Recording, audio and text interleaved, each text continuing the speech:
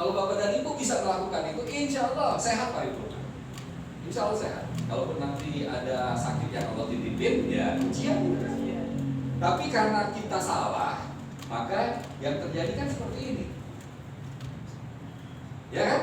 Karena Bapak dan Ibu stres, tekanan pikiran, hidup tertekan suami, hidup tertekan istri, hidup tertekan anak, hidup tertekan mertua, hidup ditekan oleh mentor, suruh jadi LED nggak jadi-jadi, gitu kan? Dipaksa sama mitra untuk home sharing, gitu kan? Hidup karena tekanan, minum airnya kurang, geraknya kurang, apa bahasa sekarang?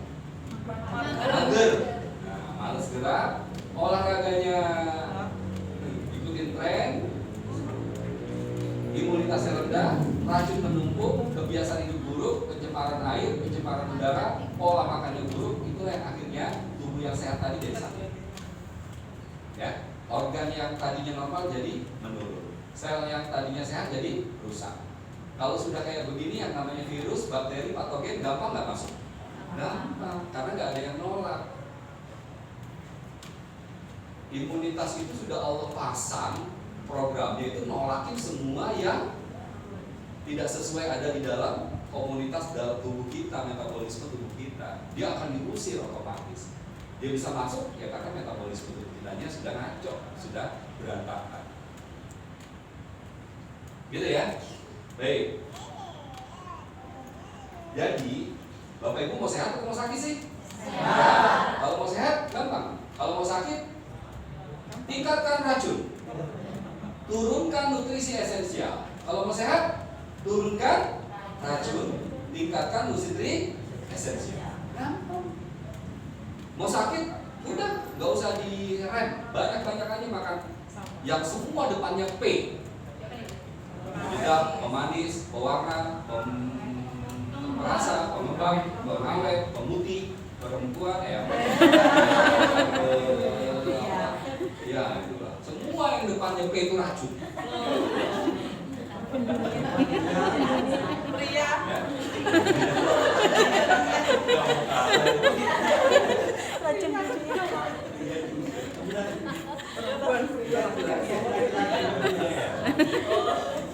Jadi kalau mau sehat, banyak nutrisi esensial. Apa sih? Semua yang alami itu adalah nutrisi esensial. Yang terbaik untuk kita adalah antioksidan. Antioksidan itu apa sih? Semua vitamin A, B, C, D, E, K, B kompleks, itu semua antioksidan. Bapak dan Ibu, kita ini nggak mungkin menghindari racun. Allah sudah hidupkan kita di lautan racun. Bapak dan Ibu dari pagi sudah ada di bawah racun. Ini lampu pijar racun semua nih, AC racun, ya. Ini racun, screen racun. Saya dari pagi ngomong sampai sebelum berhenti ngenebar bakteri dari mulut. Ya, harus ikhlas terima. Gitu kan? Tadi baik. Insya Allah.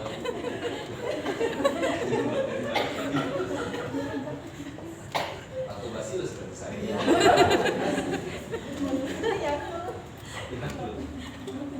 Foto ya, Ibu. Nah, jadi itu yang dimakan ya. Kenapa? Karena nutrisi esensial itu temennya, makanannya imunitas. Jadi kalau Bapak dan Ibu imunitasnya mau strong, mau gagah, mau kuat, mau bagus, ya itu mereka hanya butuh nutrisi esensial. Dia nggak butuh yang lain. Ya, gampang ya. Jadi toksemia ini, kalau ini adalah detoksifikasi.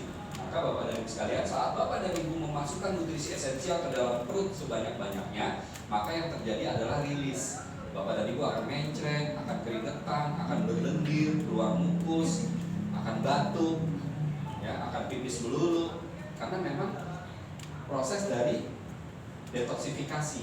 Bisa dipahami?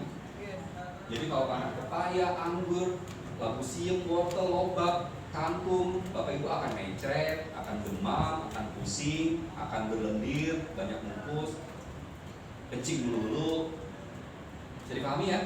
Jadi jangan khawatir, jangan takut, karena memang proses itu namanya detoksifikasi, rilis yang ada di dalam tubuh. Oke? Baik, sekarang kita lihat sumber penyakit. Yang pertama racun yang menumpuk, ya.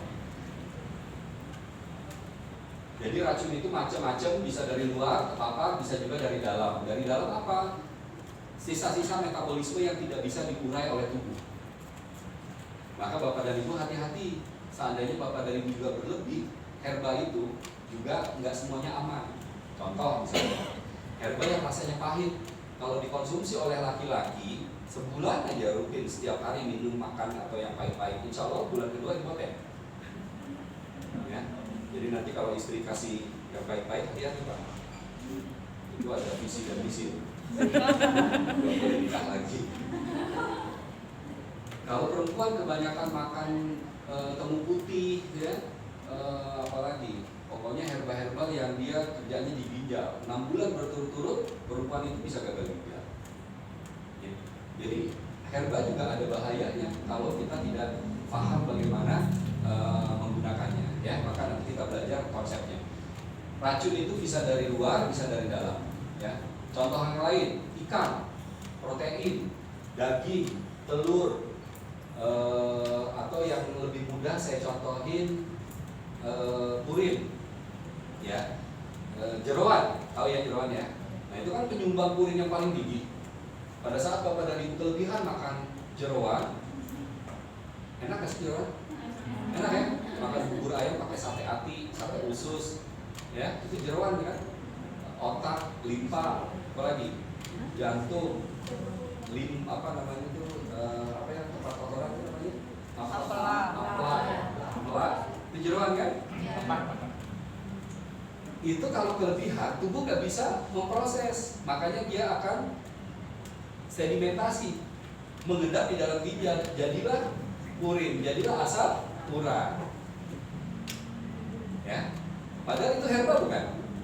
Ya, alami bukan itu dari jeroan alam. Ya. Tapi tetap ada yang nggak bisa diolah oleh tubuh. Ya, itu alasan ilmiahnya. Ya. Alasan lainnya, ya memang Islam nggak pernah ngajarin. Rasulullah ada riwayat makan jeroan. Nah, Bapak dan Ibu, ya, mereka ini orang kafir, orang-orang Amerika, Eropa, ya, mereka itu begitu jijiknya sama jeroan. Kalau pernah ingat nonton acara RCTI zaman dulu ada yang namanya program Fear Factor.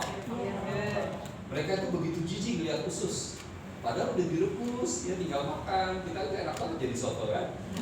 Mereka itu nggak suka. Ya, saya punya murid KHP di Bintaro di belakang UIN Ciputat. Saat saya lagi ngomong gini, ibu itu langsung, Pak, mohon maaf Pak, boleh nggak saya cerita? Oh boleh Bu, silakan. Kebetulan anak saya kuliah di Australia Pak. Oh masya Allah, ya gimana Bu, kenapa? Jadi saat liburan teman-temannya dari Indonesia mau main ke sana. Nah sama anak saya ditanyain mau makan apa, apa aja. Emang di sana ada apa? Apa juga ada, kata teman dari kata anak saya. Akhirnya teman-temannya itu minta sambal goreng ati. Pakai pete enggak? Emang ada pete di sana? Ada. Pokoknya apa juga ada di sini. Singkat cerita, belilah dia hati, itu sampai 2 kilo. Sampai di kasir, mau bayar, ketemu teman-temannya yang orang Australia. Apa komentarnya? Piaraan anjing kamu banyak sekali. Beli hati sampai 2 kilo, kok dia langsung diam gitu. Dia mau ngomongin ini buat teman saya dari Indonesia, dia cuma diam aja. Padahal dia tahu ini Muslim gitu kan, gak mungkin piara anjing. Jadi di sana jeroan itu untuk makanan ternak. Makanya coba ya, Bapak Ibu kan sekarang mau cari ilmu gak perlu belajar, googling aja. Ya. Di Amerika, Eropa, prosentase orang sakit asam urat itu sangat rendah. Mereka itu nggak suka jeroan. Prosentase paling tinggi di sana kolesterol, darah tinggi, diabetes, stroke, karena junk food. Asam urat ada di mana? Asia. Mau kita belalang juga dimakan.